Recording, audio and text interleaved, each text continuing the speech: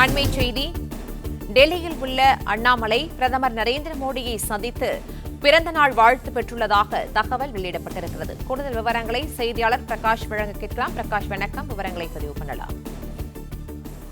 பாஜக முன்னாள் மாநில தலைவர் திரு அண்ணாமலை கடந்த 2 நாட்களாக டெல்லியில் முகாமிட்டிருக்கிறார். இந்த நிலையில் இன்றைய தினம் பிறந்த நாள் கொண்டாடும் திரு அண்ணாமலை பிரதமர் திரு நரேந்திர மோடியை சந்தித்து வாழ்த்து பெற்றிருப்பதாக தகவல் வெளியாகியிருக்கிறது.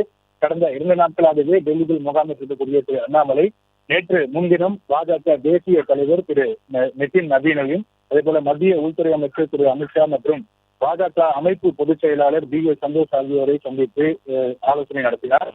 நிதின் நபீனுடனான சந்திப்பின் போது பாஜகவிலிருந்து விலகுவதற்கான இந்த ராஜினாமா கடிதத்தையும் கொடுத்ததாக கூறப்படுகிறது.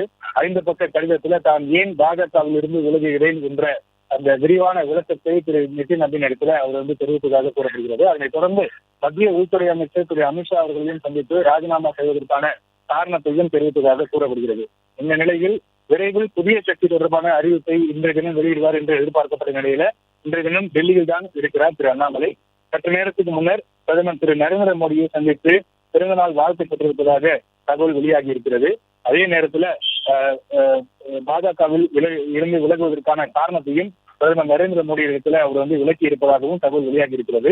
இன்று மாலை டெல்லியிலிருந்து தமிழகத்துக்கு வரக்கூடிய திரு அண்ணாமலை நாளை அல்லது நாளை மறுநாள் செய்தியாளர்களை சந்தித்து புதிய கட்சி தொடர்பான அறிவிப்பை அதிகாரப்பூர்வமாக வெளியிடுவார் என்று தகவல் வெளியாகி இருக்கிறது. குறிப்பாக பாஜகவில் இருந்து விலகுவதற்கான அந்த காரணத்தை அதிகாரப்பூர்வமாக தெரிவிப்பதோடு புதிய கட்சி தொடர்பான அறிவிப்பையும் நாளையோ அல்லது நாளை மறுநாளோ வெளியிடுவார் என்று எதிர்பார்க்கப்படுகிறது.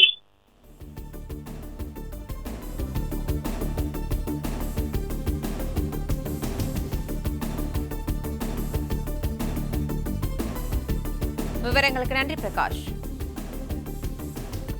பிளே ஸ்டோர் மற்றும் ஆப் ஸ்டோரில் இருந்து பாலிமர் செயலியை QR கோடு மூலம் பதிவிறக்கம் செய்யுங்கள். செய்திகளை உடனுக்குடன் பெறுங்கள்.